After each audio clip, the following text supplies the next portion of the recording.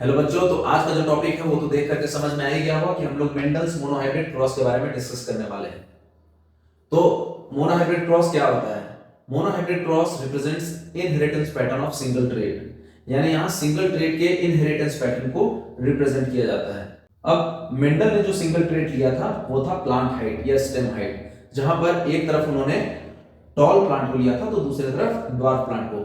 Tall plant के genetic composition को capital T से रिप्रेजेंट किया गया, वही ड्वार्फ प्लांट के जेनेटिक कंपोजिशन को स्मॉल टी से।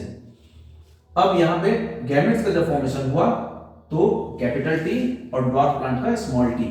तो F1 जनरेशन में जब पाया गया, F1 मतलब first filial generation, first filial generation में पाया गया कि सारे plants, all plants were tall, तो जितने भी प्लांट्स थे टॉल थे।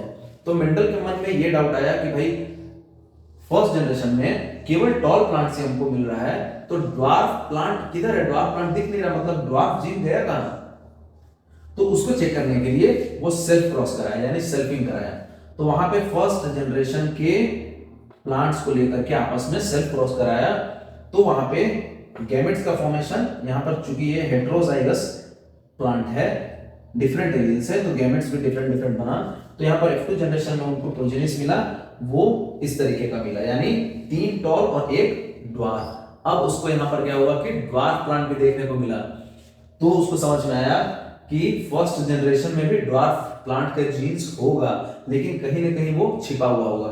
तो इसलिए इसको कहा गया रेसेसिव कैरेक्टर। और जो सामने से दिख रहा था फर्स्ट जनरेशन में, यानी टॉल प्लांट्स, उसको कहा गया डोमिनेंट कैरेक्टर। तो यहां पर आप देख सकते हैं कि ये जो क्रॉस करा के हम लोग यहां पे देखे हैं, इसको पुनेट स्क्वायर की मदद से भी रिप्रेजेंट किया जा सकता है इस तरीके से। अब यहां पे दो चीज आता है, फिनोटाइपिक रेशियो और जीनोटाइपिक रेशियो।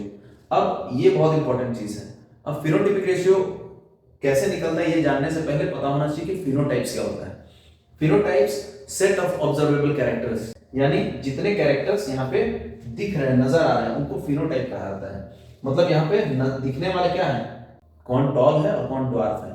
तो यहाँ पर दिख रहा है कितना, 3 टॉल और 1 ड्वार्फ है।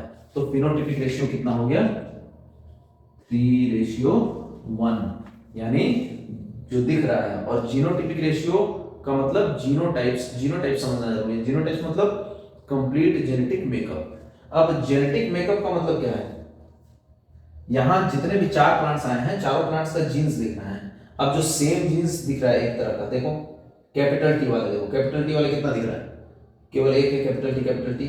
तो यहां जीनोटाइपिक रेशियो में लिखेंगे 1, फिर ratio capital T small T कितना है, 1 और 2 है, तो यहां लिखेंगे 2 रेशियो। अब स्मॉल टी वाला 1, ये 1।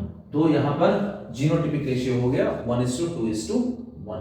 तो आई होप कि आपको ये टॉपिक बहुत ही अच्छे समझ में आया होगा।